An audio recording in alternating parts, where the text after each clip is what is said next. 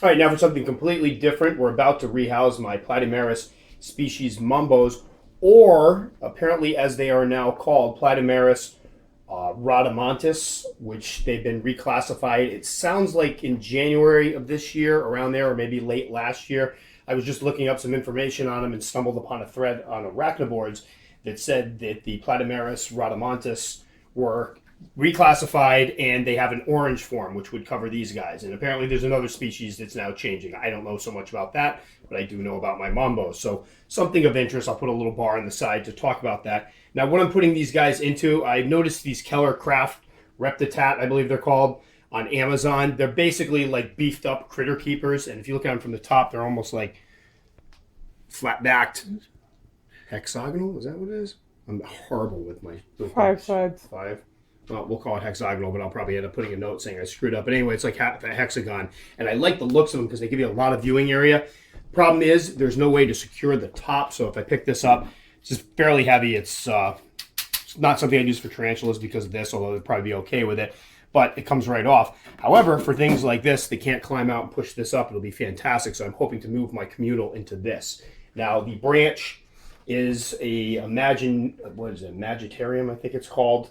Trunk style driftwood that was on sale. I get a lot of the stuff at Petco when they had like their 50% off sales. It was only like $7.60 or something like that. And I have some lichen sticks in there, and I'll be pulling some of the cork bark from the old enclosure here into there. Now, I'm used to working with tarantulas. They're very, very neat animals, and I don't have to do a lot of changing of the substrate. These guys are a little bit messier. When they grab their prey, they attack it with these little needle-like appendages they have on their faces, and then they suck the fluids out of them, so it leaves like a desiccated corpse behind, which is good. It's like little crusty things. They almost look like just live insects, but they're completely drained of any fluid. Unfortunately, they tend to stack up, and sometimes it's hard finding them all, and occasionally I will just miss the back of it to try to give them something to drink, although I've never seen any of them drink off the glass. And what happens is it kind of hits some of that stuff, and it smells a little funky. So this is an animal that I would consider cleaning up every couple months or so, and I have been. This one's gotten a little out of hand. We just pulled a lot of stuff out of it.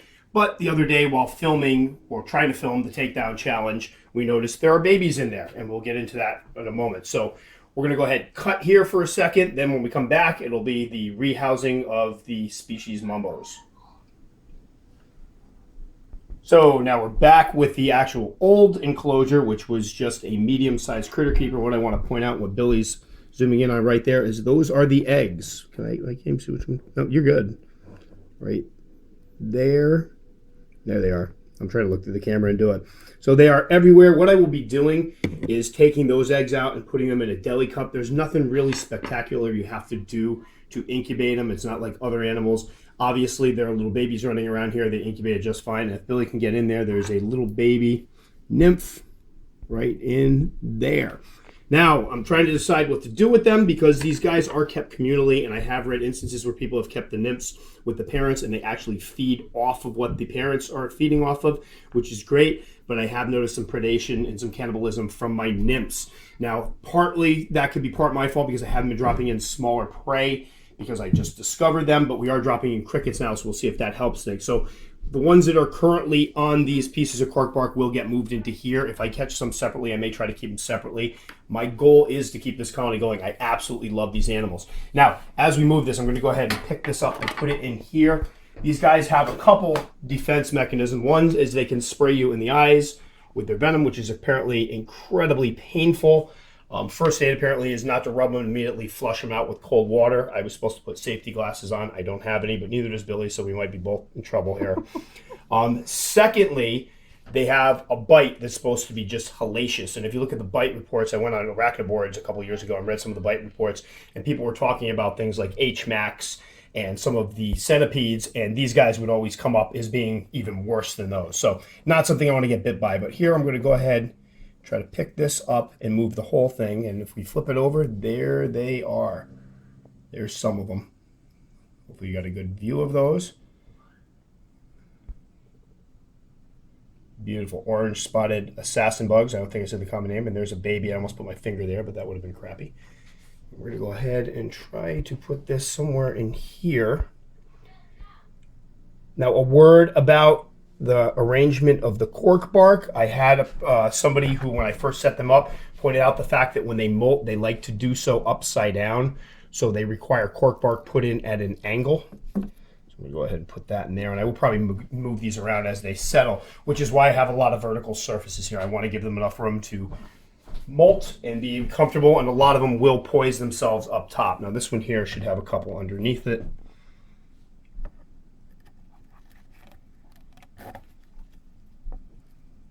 Don't stay on there. There we go. There's 3 of them. And a baby.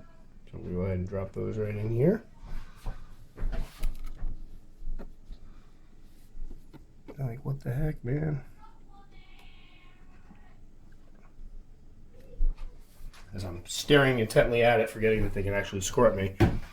And you can see some of the carcasses in here. Actually, I did a pretty good job getting them all out. This is the one thing you will need to do with these guys. They don't leave boluses, they leave just desiccated carcasses. So we'll go ahead, lift this one up, see what's under there. Any babies? Oh, a roach and a baby. So that's going to go right in there.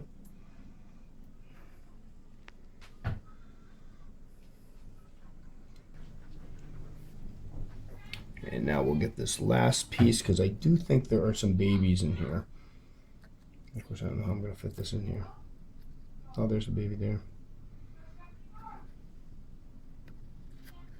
No, I'm not food.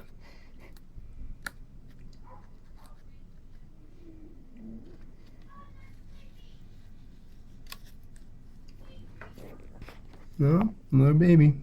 That baby. That's that little booger that's probably eating everybody. Do you mean to lift that up or something? Let me see if I can get this over here.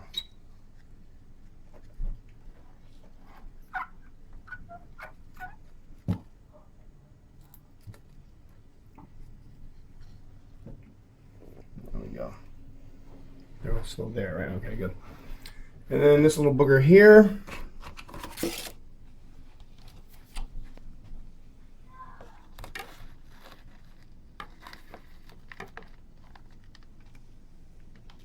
There we go. Done. Bill wants to get a good look at those guys.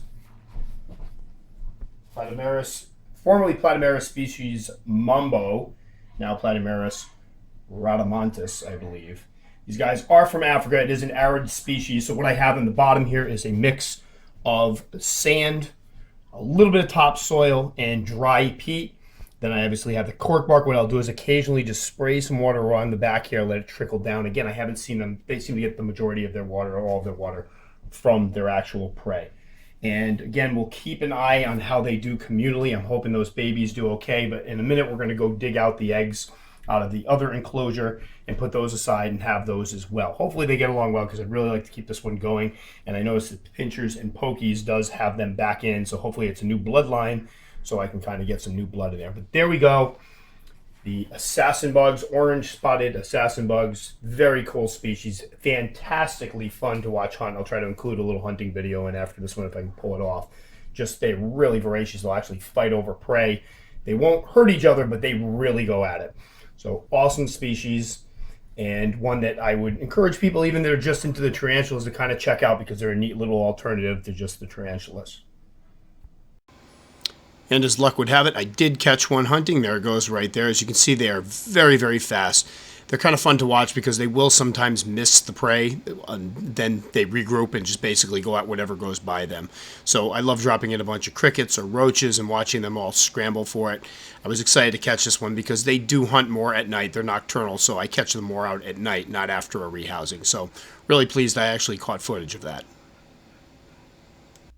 All right, here we got one of the Mombos feasting on a red runner. If you watch there, you can see it poke it with that little needle-like appendage on the front that they use to kind of drink them all up. Kind of a gross process. These are not Billy's favorite, just because they are really kind of gnarly when they eat. Get a little closer here.